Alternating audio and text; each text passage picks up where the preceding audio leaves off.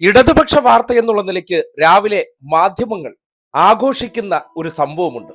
നാട്ടുകാർ കേൾക്കണം. തദ്ദേശ തെരഞ്ഞെടുപ്പ് തിരിച്ചടിയുമായി ബന്ധപ്പെട്ട് ഇടതുപക്ഷത്തിന്റെ ജില്ലാ നേതൃയോഗങ്ങളിൽ തലസ്ഥാനത്തെ പ്രമുഖ നേതാക്കന്മാർക്കെതിരെ വിമർശനമുണ്ടായത്രേ. എന്തോ പാടില്ലാത്തത് സംഭവിച്ചതുപോലെയാണ് റിപ്പോർട്ടിംഗ്. ഒന്ന് കേട്ടു വന്നേ. തിരുവനന്തപുരം കോർപ്പറേഷനിലെ കനത്ത തിരിച്ചടിക്ക് പിന്നാലെ സിപിഎമ്മിൽ വലിയ കലഹമാണ്. വി ശിവൻകുട്ടിയും കടകംപള്ളി സുരേന്ദ്രനും വി കെ പ്രശാന്തും ഇവർ മൂന്നുപേരും സ്വന്തം മണ്ഡലത്തിലെ കാര്യം മാത്രം നോക്കിയെന്നാണ് തിരുവനന്തപുരം ജില്ലാ കമ്മിറ്റിയിൽ ഉയർന്ന വിമർശനം. സ്ഥാനാർത്ഥിത്വത്തെ ചൊല്ലി സംസ്ഥാന നേതാക്കളുടെ പിടിവാശി അത് പല സീറ്റുകളും തോൽക്കാൻ കാരണമായെന്നും ആരോപണമുണ്ട്. മുൻ മേയർ ആര്യ രാജേന്ദ്രൻ സ്വന്തം വ്യക്തി പ്രഭാവം നോക്കിയപ്പോൾ പാർട്ടിക്ക് പ്രഭാവം നഷ്ടപ്പെട്ടുവെന്നും വിമർശനമുയരുകയാണ്. പണ്ട് പിണറായി വിജയൻ പറഞ്ഞൊരു വാക്കാണ് ഈ മാപ്രകളോട് പറയാനുള്ളത്. എടോ ഗോപാലകൃഷ്ണ, ഈ പാർട്ടിയെ കുറിച്ച് തനിക്ക് ഒരു ചുക്കും അറിയില്ല. അതാണ് കേരളത്തിലെ മാധ്യമങ്ങളുടെ അവസ്ഥ. ശാഖകളിലും കോൺഗ്രസ് ക്യാമ്പുകളിൽ നിന്ന് വന്നവരെ കൊണ്ടുവന്ന് മാധ്യമ അവതാരങ്ങളാക്കിയാൽ ഉണ്ടാകുന്ന അവസ്ഥ ഇതൊക്കെയാണ്. തെരഞ്ഞെടുപ്പുമായി ബന്ധപ്പെട്ട് തിരിച്ചടി കിട്ടിയാൽ അവിടെ വലിയ നേതാവെന്നോ MLA എന്നോ മുഖ്യമന്ത്രിയൊന്നോ ഇല്ല. എല്ലാവരും വിമർശനത്തിന് വിധേയരാണ്. എവിടെ?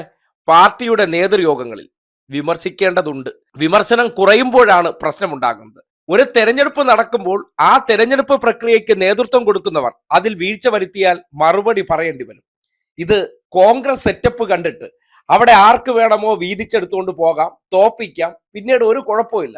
ഇന്ന് വരെ തെരഞ്ഞെടുപ്പ് തോൽപ്പിച്ചു എന്നതിന്റെ പേരിൽ ഏതെങ്കിലും ഒരു കോൺഗ്രസോ BJP നേതാവിനെതിരെ സംഘടനാ നടപടി വന്നതായിട്ട് നിങ്ങൾ കേട്ടിട്ടുണ്ടോ? ഇടതുപക്ഷത്തിന്റെ ഭാഗമായിട്ടുള്ള സംഘടനാ പ്രവർത്തനത്തിന്റെ ഭാഗമായി ഓരോരുത്തരെ ഏൽപ്പിക്കുന്ന ചുമതലയിൽ വീഴ്ച വരുത്തിയാൽ കൃത്യമായി മറുപടി പറയേണ്ടി വരും. രൂക്ഷമായ വിമർശനങ്ങൾ കേൾക്കേണ്ടി വരും. അതുകൊണ്ടാണ് ആ കേഡർ സംവിധാനത്തിലൂടെ ഇപ്പോഴും ജനങ്ങൾക്കിടയിൽ ഇതിന്റെ അടിത്തറ ബലപ്പെടുത്തി നിർത്താൻ പറ്റുന്നത്. ഇതൊന്നുമില്ലാതെ മാധ്യമ ക്യാമറകൾക്ക് മുന്നിൽ മാത്രം രാഷ്ട്രീയ പ്രവർത്തനം നടത്തുന്നതും അത് കണ്ടു വളർന്നവർക്കും ഇതൊക്കെ എന്തോ വലിയ സംഭവമായിട്ട് അവതരിപ്പിക്കാൻ തോന്നും. അതിനപ്പുറത്തേക്ക് ഇതൊക്കെ തന്നെയാണ് രാഷ്ട്രീയ പ്രവർത്തനം.